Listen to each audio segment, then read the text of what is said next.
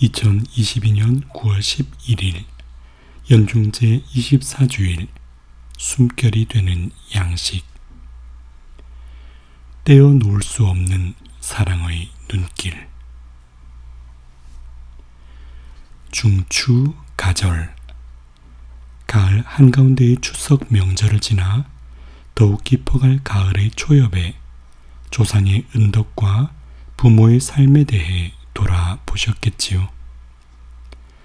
그럴 때면 노심초사, 곧 몹시 마음을 쓰며 애를 태움이란 뜻의 자식을 향한 부모의 지극한 사랑과 노고가 녹아있는 이 말마디가 떠오릅니다.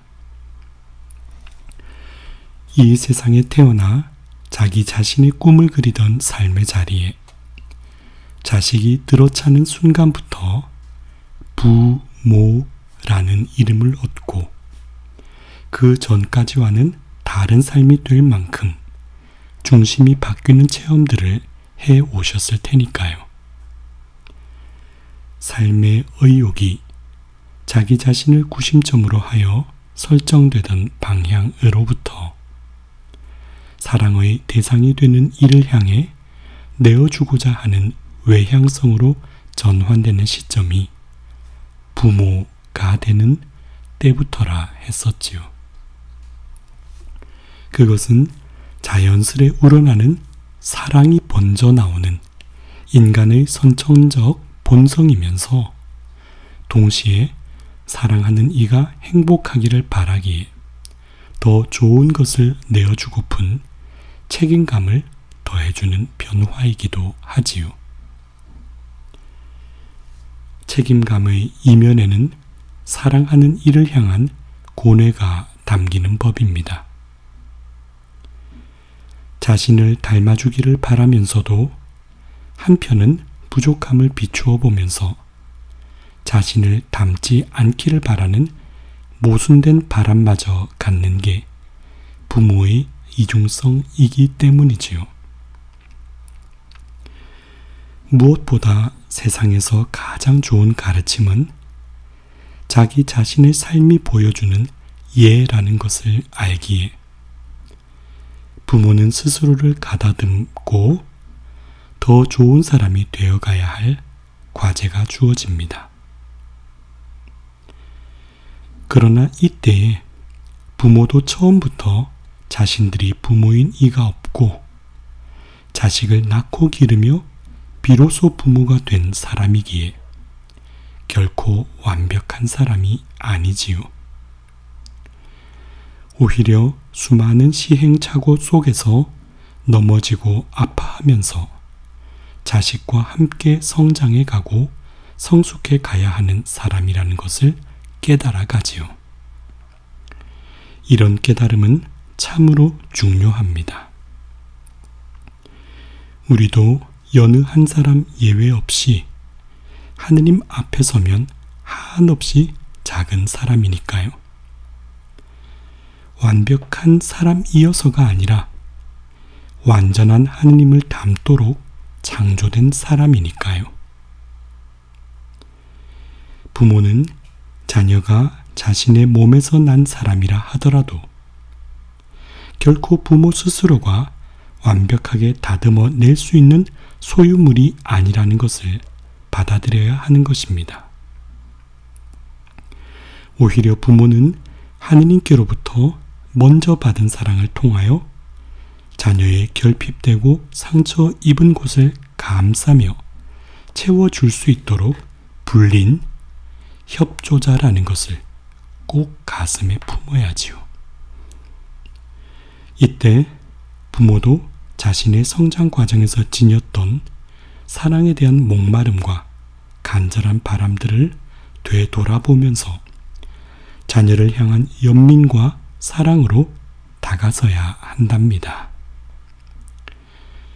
먼 창조의 때 첫 인간인 아담은 자신의 존재의 의의를 하느님처럼 높이려는 유혹에 빠져 선과 악의 판단을 탐한 죄로 부끄러움을 알게 되고 숲을 속에 몸을 숨깁니다.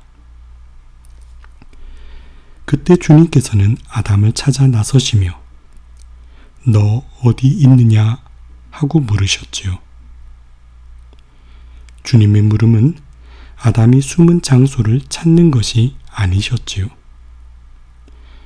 그리고 아담의 지은 죄를 드러내어 부족한 인간의 단면에 대하여 단죄하기 위함도 아니셨지요. 오히려 하느님께서는 너의 죄 때문에 힘겨워 숨었느냐? 너의 죄로 인하여 너 자신이 외려 힘겨움을 얻은 것은 아니냐? 너의 본래적인 아름다움을 잊지 않으면 얼마나 좋겠느냐? 와 같이 자녀를 향한 자비롭고도 따스한 부모로서의 염려와 연민이 배인 음성으로 부르신 것이지요. 나약함이 인간의 본성이라는 것을 누구보다도 명확히 아시는 하느님이시니까요. 그리고 하느님께서는 인간이 그런 연약함으로 넘어질 때마다 스스로가 느끼는 부끄러움과 상처에 매여 위축되고 주저앉기를 바라지 않으십니다. 하느님께서 사랑이 한없으시어 악을 보고 벌하려 하시다가도 금방 뉘우치시는 분인 줄 어찌 몰랐겠습니까? 라고도 하지 않았습니까? 그리고 하느님께서 아들을 세상에 보내신 것은 세상을 심판하시려는 것이 아니라 세상이 아들을 통하여 구원을 받게 하시려는 것이다 라고도 하셨습니다. 존스 홉킨스 대학을 세웠던 윌리엄 오슬러 경은 예일대학교 캠퍼스에서 학생들을 대상으로 한 강연에서 이런 말을 한 적이 있습니다. 여러분 한 명 한 명은 앞으로 긴 항해를 하게 될 겁니다. 안전하게 항해하려면 어제와 내일을 차단하는 오늘의 공간을 만들어야 합니다. 과거를 차단하세요. 죽은 과거가 이미 죽어버린 날들을 묻어버리게 하세요. 어제의 짐에 더해진 내일이라는 짐을 오늘 지고 가면 아무리 튼튼한 사람도 휘청거릴 수밖에 없습니다. 과거와 마찬가지로 미래도 차단하세요. 여러분이 구원받아야 할 날은 바로 지금입니다. 데일 카네기는 이 글을 요약하며 내일을 맞이하는 최선의 방법이 지성과 열정을 집중해 하는 오늘 해야 할 일을 잘 하는 일이며 그것이 유일한 방법이라고 강조하였지요. 하느님께서는 우리를 가장 잘 아십니다. 우리의 나약함과 실패도, 무기력함과 절망으로 무너져 내린 외로움과 슬픔도, 미래가 막막하여 떨쳐내지 못하는 두려움도 잘 아십니다. 그러나 이런 우리를 있는 그대로 사랑의 도구로 쓰시려 하십니다. 우리의 모든 약점들이 오히려 우리가 세상과 그 세상에서 만나는 이들을 가장 깊이 이해하고 사랑할 수 있는 재료가 되기 때문입니다. 그리고 긍정적인 변화를 이끌 수 있는 원동력이 되기 때문입니다. 그리스도 예수님께서 먼저 나를 당신의 한없는 인내로 대해주시어 영원한 생명을 얻으려고 당신을 믿게 될 사람들에게 본보기로 삼고자 하신 것입니다.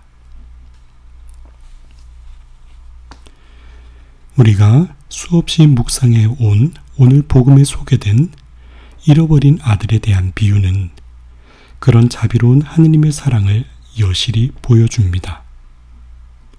호기롭게 유산을 미리 얻어 세상으로 나갔으나 그야말로 처절하게 실패를 맛본 후 초라한 모습으로 돌아오는 아들에게 보여주는 아버지의 모습을 통해서 말이지요. 끝없는 절망 끝에 아버지의 품팔이꾼 가운데 하나로 삼아 주십시오 라는 말을 뇌까리며 힘없는 모습으로 돌아오는 아들의 걸음걸이를 이미 멀리 떨어져 있을 때에 가엾은 마음으로 바라보시고 가슴이 미어질 듯 애틋함과 기쁨을 머금고서 달려가 목을 껴안고 입을 맞추는 아버지의 모습. 이 모습에 어떤 수식어가 더 필요할까요? 늘 아들이 돌아올 길의 어귀에서 하루 한시도 쉬지 못하고 눈길을 떼어놓지 못한 아버지의 마음이 고스란히 느껴지는 대목이지요. 품팔이꾼이라는 말을 입술에도 올리지 못하도록 아들의 말을 막고서 그저 눈물겨운 사랑으로 안아주시는 사랑하는 아버지. 아버지의 포옹에는 아들이 지은 과거의 잘못보다 초라한 모습에 가린 상처에 가슴이 아플 뿐입니다. 또 변함없이 나약할 아들이 미래에 보여줄 변화가 중요치 않지요. 단지 힘겨운 시련에서 돌아온 아들의 현 존재가 가장 중요합니다. 이것이 하느님의 사랑입니다. 자녀인 우리가 하느님께서 지어내신 사랑의 본성과 어긋난 길로 가지 않도록 바라시는 애틋한 연민입니다.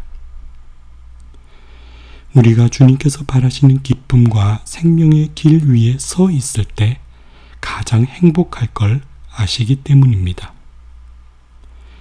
하느님의 자녀인 우리가 구원, 영원한 행복에 이르는 길을 아름답게 걸어가도록 한순간도 사랑의 눈길을 떼어놓지 못하십니다.